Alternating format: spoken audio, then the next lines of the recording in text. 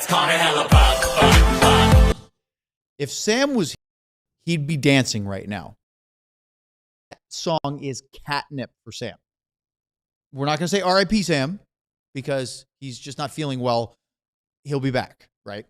Sam, we hope you feel better. But we still have a show. We've got 3 stars to do. Luds is here. Ryan is here. I barely made it here. And I think we'll have a special guest next here on the DLLS Stars Pregame Show. The dude is cooked right now.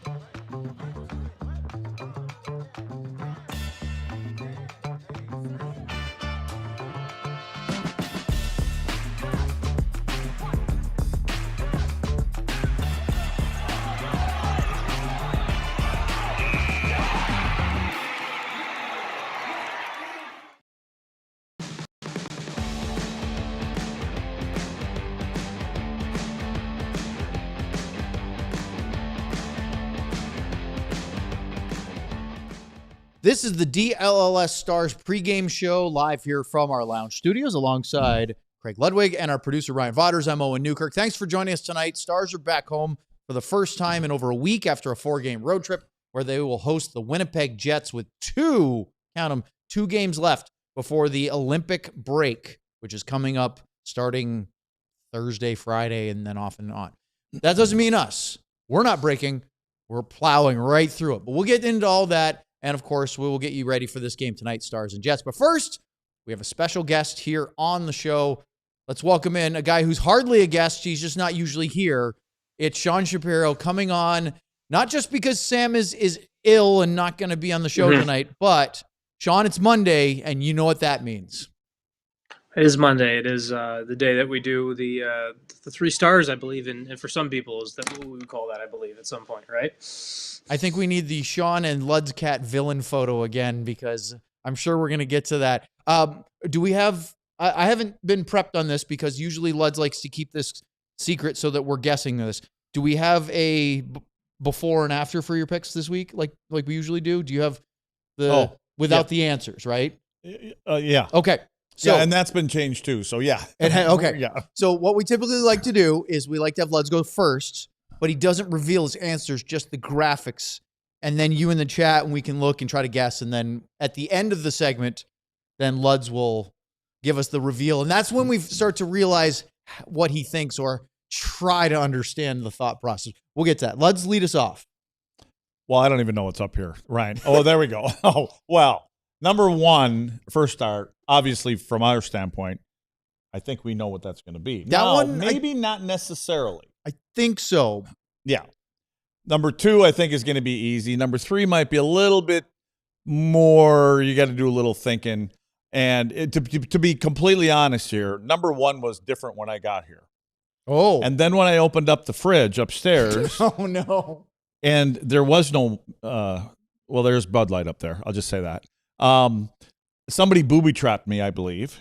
That there were 2 cherry pies left over from the event that we had a couple nights ago. What happened? I was on my hands and knees for about 20 minutes cleaning up cherries. Wow, yeah. That is a tragedy. Just when I thought everybody my age had lost their cherries by now, that I was cleaning up cherries last night. Some people your age, the cherries just dropped. Oh my God. Oh yeah, I took that. I was going to say, oh gee, well look at all the Bud Lights. There you go. There See, you that's go. what I'm talking well about. stocked. So anyways, that was a little mishap. So anyway, so those are my 3 stars, and I tweaked it a little bit because of my goodness. That whole event. All right, so well, good luck on that. Get your guesses in. Try to figure out what they are.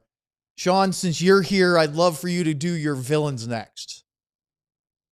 Yeah, let's do it. All right, hit us up. Right. So the first one, the Stars, even though they won all 3 games, I guess we'll go 3-2-1 first. Braden Shen against the game with St. Louis, the 2 third-period goals. Mitch Marner last week, obviously on a day that was a day we find out that Mitch Marner will be a villain in Jerry World next year as well, so it was fitting with the timing of that. Obviously, a couple different Vegas players could have come to mind, but Dallas eventually won that game, obviously, after 60 minutes, but Vegas stole and salvaged a point, so Mitch Marner gets that. But the real villain of the week is the Stars themselves in the third period for that performance in the final 20 minutes of games after 40 minutes, and no individual villain in any other team could outdo what the Stars have done to themselves in the I'll have last to 20 ask minutes Sean a in the last question 3 about games. this number one star, So- though. You may ask him. Hey, Sean. And I know, did you request? I know you don't pick the pictures. I don't think you do. But did you request have in that picture where you have Sam Steele and Glenn Gullickson in there by any chance? Or is that all Ryan?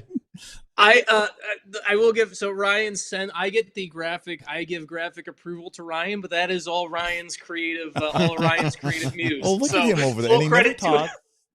Oh, so you're throwing him under the bus. Okay, Ryan. There you go. So- Because I was going to say, good job. Full credit to Ryan's creative muse on that. I just give the thumbs up of, hey, it looks good after I send the pics in. So. Is it more difficult for you to pick the villains after they sweep a week as opposed to losing games? Well, let me ask you this. Is it harder for us to pick Stars when they go 0-3 for the week? Yes. And give up a much more ton difficult. Yeah, okay. Yes. Yeah. Well, what Yes, was it? The other day we It picked is, but we have fun. nothing to do with players. No, yeah, exactly. It was so bad we didn't. I Yeah. think we were picking animals or Yeah. I don't know. So Yeah. But it's there's always a with the expectation for this team, guys. When this team, the expectation is if they don't win 16 games in the spring, the season is a failure based off what happened the past couple of years. It's always easy to find something to nitpick at, even in weeks they win. So it's not too hard, I guess. But it was the debate that, and Ryan asked me about this via text. So the debate was, do I throw myself in there because after the virality of the Matt Duchene comments that I believe was played to signal that I was on the show tonight, and then him going and having quite the week afterwards. And so that was the one debate of whether to put myself on there. And I felt like you can't really name yourself as a villain within It's like giving the your program. own I think- nickname. Yeah. Yes, exactly. Yeah. So you can't really name yourself as a villain. So that I don't was know why. that But Sean, you honestly, he's right. Sean should be the villain of the week because Well- he called out Duchene and it worked. but I got to ask another question for Sean. And has anybody here? First off, has anybody seen the show Tulsa King? That's with Stallone. Yes. I haven't seen it. I'm Sean, familiar have you with seen it? I've seen clips. I've never watched it all through. I've seen a clip Okay. here or there. Yeah, I've never Ryan, watched you it. haven't seen it. You've seen it? So in the beginning of the series, you know, Stallone, he's the mobster guy, right? He comes in and he overtakes the pot shop, right? The head shop, you know, with all the dope in it, and that's what your background reminds me of. I don't know why. So you think I have it's like no idea. I that's the don't know, but that's dispensary what it looks behind him? like to me. because there's Well, plants. not the little pretty flowers, but you were what was right behind your head. It looked like a bunch of weed back there. All right, well, let's I move love on. it. I don't. There's no weed there. There's dried plants. There's no weed back there. So Okay. there's no Well, I'm just- no. I believe no Sean's weed telling in the the- truth, but that's the answer he would give the authorities as well. Yeah, Yeah. yeah. So it's I not the also- Tulsa I King, it's guess- Detroit King. Yeah, there's no weed in this picture. By the way, Sean, you're being called the hero, not the villain, for calling out Duchene. So, all right, let's go to Sam. Sam's not here, but we'll do it. I am not going to read this one as Sam's dog either, his puppy. We're just going to read it. But he did that writing on the website a couple weeks ago.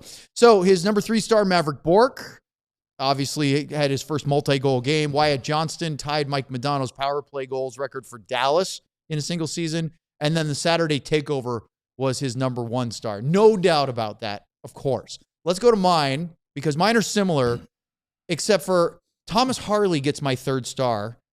He scored the game winner. He's actually scored 2 goals this week, which is, for this year, a big deal for Harley.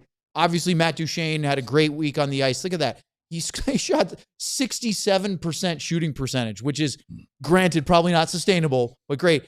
But Kendra's cheesecake is my number 1 star. The takeover was great. Those cheesecakes were a huge hit. And Luds, I think there's still one upstairs. There's a full one up there. Yeah. And I want you to know it's still safe. That one didn't get It destroyed. did not hit the Yes. floor. So It's good. Kendra, amazing. We loved it. Thank you so much. You're my 1st star of the week.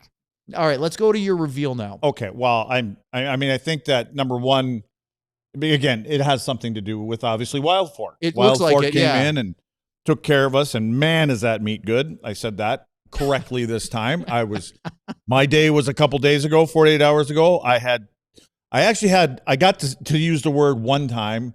I apologize to Kat. I used it twice. I thought you went like I had 3 a or late 4. one. No, I said it a lot up there. Yeah, I just maybe, didn't say it on the air. Okay. So, anyways, that is the meat that we have, and that's Wild Forks number 1.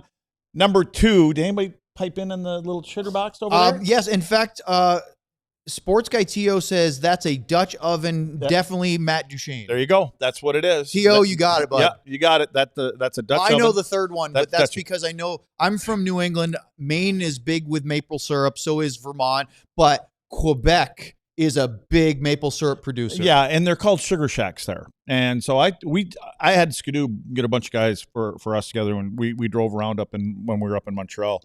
I think it was up in Saint Sauveur. But anyway, it was all the sugar shacks. So anyways, that would be Maverick pork. So I didn't know. And just so you know, go back to that one more time.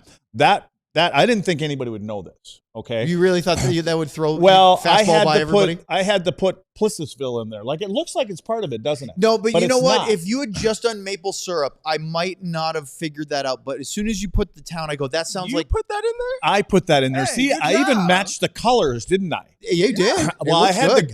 obviously had to Google Maverick, and so I didn't want to put the PQ up there. I thought that'd give it away, and then I thought, well, to be honest with you, the first time I typed it out, which took me about an hour and a half just to get that up there, I didn't have the L in there, and I looked at it and went, well, I think that says Pissisville. So I had to go back and look on Google again. I'm like, oh yeah, man, there's an L in there. So anyways, we got it right. Everybody got it right. Okay, we're good to go. If you hadn't put the town name in, I'm not sure I would have figured that out. But as soon it just sounded French, and then you go, okay, well, Maverick. What if it said Pissisville? That might have been a curveball. I should have left it like that. But anyway, we got it. So, Sean, you're not on the whole show tonight. Just pop it in for the 3 stars. But we missed you for the takeover. Obviously, you're not local, so you couldn't. Yep. But we had a lot of fun. Everybody here was super sweet. They were excited about the Stars winning. We had Wild Fork food meats. We had great desserts. I brought a Ziploc bag and a steak knife with me to bring over some Oh, leftovers, yeah, didn't it's you? coming home. And then how about our diehard Matt, who hooked you up with some bonus refreshments about halfway through? Well, see, we chatted about that, and if the case would have been here, that probably would have been number 1 or 2 star. But I think that got kicked within like an hour. and the first thing that Ryan goes, who brought these? You know, the little foo-foo canned drinks, whatever they're called. What are those seltzer drinks? Oh, yeah. Oh, who brought these? And I said, Matt did. He goes, oh, good. So apparently those are going to be gone by the first period. Ryan was also complaining because the beverages that GM Ben bought him a week ago for doing some Cowboys fill-in are gone. Well, blame Tanner for that one. Yes, they got cleaned out. I did have a couple, but Tanner, he's a sneaky little guy. He is. He hoards those Yeah. things. He's like a little squirrel. He just puts them away. So, well, Sean, thrilled to have you on for this 3 stars. Yes. You always bring a great villain. Are we Did going to you a break show right now? your family? We got a couple minutes if you have anything you want I was just going to ask Sean. I just want to ask you quickly. Any change for you in Connor Hellebuyck from the start of the year till now? Is everything the same? I think there's been it's been interesting looking at him from the recovery wise after obviously he missed the time after the surgery and everything. And I think past couple weeks or whatever time it's been, I think we've seen a little bit more of the athleticism there. So still at the end of the day, I wouldn't say there's too much of a difference. Because the numbers are the same. They haven't changed, Yeah. but they think they think they're going to make it. They're not going to make it. They think they're creeping their But way anyway, back into the race. I was just curious because it's probably more about the Olympics for me. You know, again, does he just deserve to be number 1 because he's Connor Hellebuyck? I mean, it's the whole question. We talked about it, and like with the fortunate and unfortunate thing for the USA's group, no one can win a job in group play when you're playing Latvia, Germany, and is it Denmark is the third country? I think like when that's your schedule, that's right. Like, yeah. So like even if all 3 goalies get a game, if any of them face more than 15 shots in a game, I mean, I guess maybe the Germans, depending on the Germans, might have a little bit of a deeper team with Draisaitl and Seider and Stützle and everything, but there's no one can win the job in group play. I mean, I don't know. I'm giving right? after yesterday, Sean. I might give the nod to Swayman just after yesterday's performance. Oh yeah, he definitely. I'm talking about the fight. No, exactly. And I'm kind of, but to your point, Luds, we talk about final resume building for both guys. If I'm Billy Guerin, and I'm watching what Dallas and Minnesota do all the time because I'm Billy Guerin, but this is one of those where this is a big game for both those guys. Yeah. Because this is a game where you've got to leave you're getting your last impression, which will effectively be your first impression for the Olympics. And so Swayman, I mean, he's the guy who, with what body of work done this season and a bit of the big game attitude and everything like that. And I know people are going to say, oh, he hasn't gone further in the playoffs but none of these goalies have won a Stanley Cup. It's not like any of these guys you can go and be like, oh, they won a Stanley Cup, they did this. They've all never won the 16 games in the spring. So, but Swayman has done a ton for that. So I wouldn't be surprised if you're USA Hockey, if you give each one of them a start in group play and kind of kick it down the can. But deep down, they'll probably have made their decision who's going to get that first elimination game. I should have thought of this today. I should have went and made a cutout of Billy Guerin and could have put him up in the box next to you. Just have him sit next to us. A little, like he's watching, a little life size. These two. I love it. Well, Sean, thanks for hopping in tonight. We will see you. I will be on post game. Oh, you will be post. I will be a full post game participant. Right now, that's a surprise to me. That's awesome. So Sean, Luds, and I will be here for the full post game right after the Stars and Jets tonight. I could just stay upstairs for the first segment then. Probably. Yeah. Okay. We'll ask Sean a couple questions. We'll ask him one question. Take us right to the break. Thanks, Sean. We'll see you in a little while. See you later. All right, there he goes. Up next, let's talk about the game tonight. You're on DLLS. That's you. I was going to say, I probably should have looked at this, but I'm assuming, okay. You know what you're doing tonight. Sam on the IR threw me off. I didn't know about that till we just sat down. Yep. Anyway, so we need to start with the hat collection. This is in honor of Sam. I guarantee he's wearing the Cadillac hat right now at home and probably in the back. No, probably about right underneath his head because he's probably laying on the bed right now. He has got the DLLS one. I always throw an extra L in there. And so I just want, and we got to do this. We got to put Jamie up there because my cards are on the table. Jamie Benn was my third star tonight, but he got booted because of the meat. Because of Wild Fork. Yeah, understood. I did have Dutchie, and then I had Maverick, and then I had Jamie, but I put Jamie in the picture with the sombrero he was wearing from the 2022. The 2020 Olympic. Do you have winter, that picture yet? You're talking about the Winter Classic. Yeah, that's what it was. When they went in with all the Western wear. That's what it was, yeah. So I just want to say sorry to Jamie. So because Jamie had a good week. He did, I 4 thought assists. He had a good week, and I think just talking about the one goal that he set up and everything that he did, the front of the net, even though he missed the net and somebody got a rebound. But I thought Jamie looked really good this week. So I just wanted to make sure, shout out to Jamie, and that's my time. There you go. AllDLS.com to get those shirts today. And we need to tell you about the Supporters Club because if you haven't already, you know Harry loves his badges. You can, in this chat right now, I'm looking at T.O., who has a wonderful, very nice-looking SC Supporters Club badge next to his name. It makes you stand out. It also apparently not only gives you the special emojis that you can see on the screen, plus the Luds one, the Stanley Cone, obviously the Bing Bong there. Those are some of the Stars ones. But it also apparently gives you one, almost like a super chat, like a Supporters Club message per month that you're of the Supporters Club membership. So whether it's in the pregame, postgame, regular show, you can really stand out. We'll read it on the air. Your one special Supporters Club membership in the show. So there you have it. All right, let's talk about this one because we have a lot, and now we only have about 13 minutes or less to do this. I talked to Matt Duchesne today because he's always fun to talk to. He's usually really eloquent and gives really great, thoughtful answers. And I said something about Jamie Benn, and he said, I love playing with that guy. And I said, oh, he had a great play on your goal. He said, that's what you guys see. He goes, but he probably did 5 or 6 of plays just like that. It didn't lead to goals, but he said it leads to extended zone time, puck possession. He goes, he's been doing that more than it just stands out. And he said something really fascinating. He said, Jamie's a very humble guy, and he probably doesn't tell himself how good he is enough, meaning he doesn't necessarily think he can make that play all the time when he probably should do it more. And it's amazing because the other night, Gully said the same thing. He said, if you think confidence is just for players down in the lineup, you're wrong. And I think Gully didn't name names, but I think he was talking about McDavid, Draisaitl, those guys coaching. He said, I've coached some world-class players that still fight confidence issues. I think it's more important for those guys because they know it's there. Yeah. And when they don't have it, they're wondering what's happening to their game.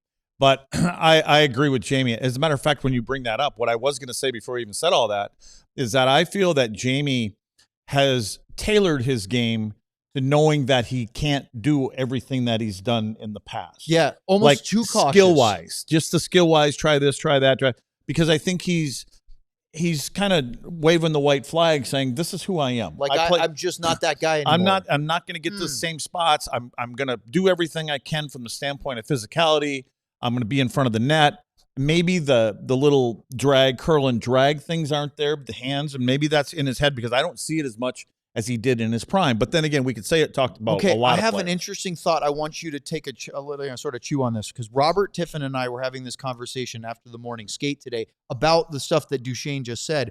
And Robert said, I wonder if Jamie's trying to play the role that he's being asked to do too much. And he said he thinks that putting Jamie on the fourth line would make Jamie try to even less skill it up because he's so focused on, I have to be a fourth liner and play that style. And that having him play on the third line with Duchesne maybe brings a little bit of that skill back out again. Oh, it does because he's got someone that he knows, especially now, that he can.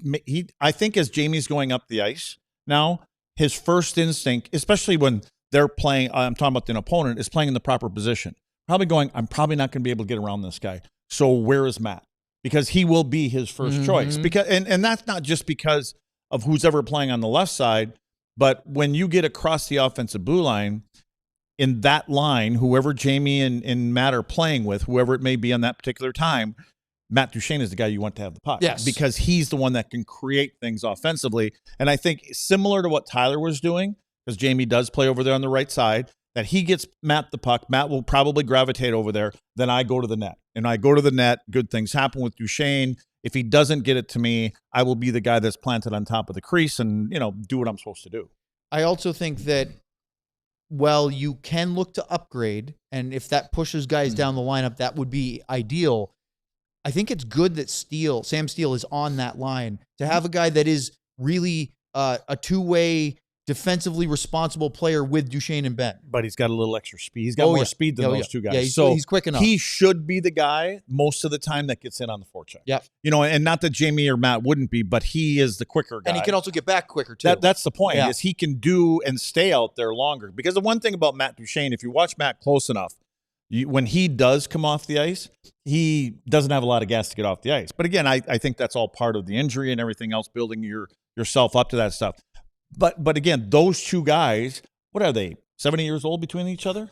I mean, you're they're right. They're both in the mid-30s or something like that. Yeah, no, you're absolutely right. Yeah, they add up to 71. So he has to be, Sam has to be the ever-ready bunny out there. And I think he does a lot of work. He does, I would be willing to bet they have had that conversation with him. Who's the guys you're playing with? You can get in there quicker. You can stir the pot just as well as they can. We need you to kind of be the conscience of who's going to be back and all this other kind of stuff. Okay, let's look at the lines tonight because there's no changes up front, as we were talking about with Duchesne, obviously Ben and Steele, but the same four groups. This is the third straight game with no tweaks in the lineup. I don't think this is necessarily how you see game one of the playoffs, but they have found something that they've liked over the last two, now going into the third game. Well, I think when you pick out guys on each line, you understand what their roles are, and I'm talking about the role players. And by the way, do you want to kind of thing tomorrow for who's up there on that top? Yeah, you absolutely go right for it. No, you go ahead. Okay. What Luds is alluding to is we are going to have a special guest joining us. Justin Ritzkovian will be on the show tomorrow. We're scheduled to have a special guest because we never know what's going to happen tonight. Who knows what changes or whatever, but he is supposed to be on for part of our show, I think a couple segments. So, yeah, that'll be a lot of fun. And I will bet you that hopefully Sam's recovered. Sam will find a way. I hope he does. He'll find a way to be recovered. I think he'll find a way. So, I think he'll play through it at that point, right? And then the defensive pairings are exactly the same. And the reason why I bring that up with Jake starting in net, as we talked about earlier, is because Glenn said today, Gulutzan, that Ilya Lyubushkin, if they needed to, could play.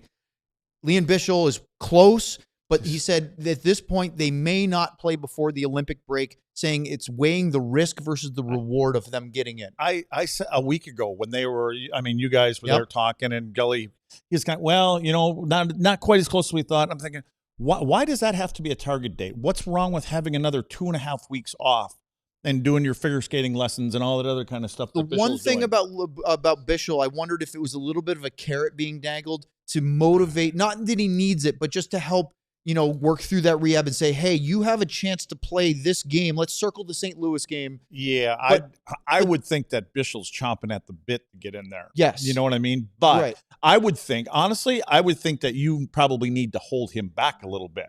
And I would think, and again, I saw a little video today of what they're doing out there with them skating out there, the one little ice dancing things that they do to test it, to see where he's actually at. And if there's any little bit of discomfort, to me, it makes no sense to play one game before the break and set yourself back and play, you don't have another game for 3 weeks after that. All right, let's talk about the Winnipeg Jets, starting with, here's a clip of Glenn Gullitson. I asked him this morning right at the end of his availability, how he's dealing with, what does he have to deal with this Jets team right now? If you look, I think there was a graphic that was up in one of the games, maybe the last game in the month of January. This is the best team in the Central Division. So we know that they're scrapping and clawing. This is a good hockey team, so we've got to be ready. I think it's going to be a gritty game.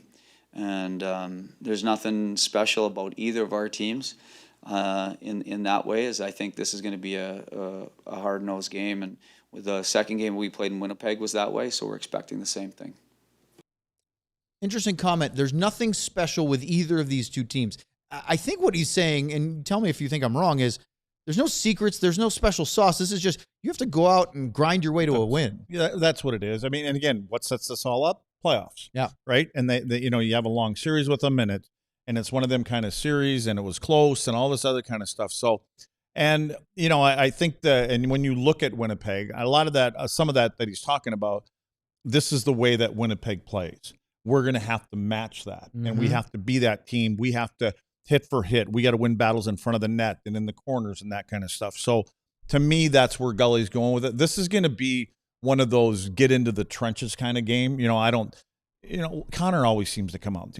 Kyle Connor always seems to, find holes on this team. Kyle Connor has always been good against the Dallas Stars. So most teams, right? But honestly, I mean, for the most part, I think this team, you're expecting this to be a battle tonight, and you got to win your 50-50 battles. You got to win the pucks on the walls and in the corners.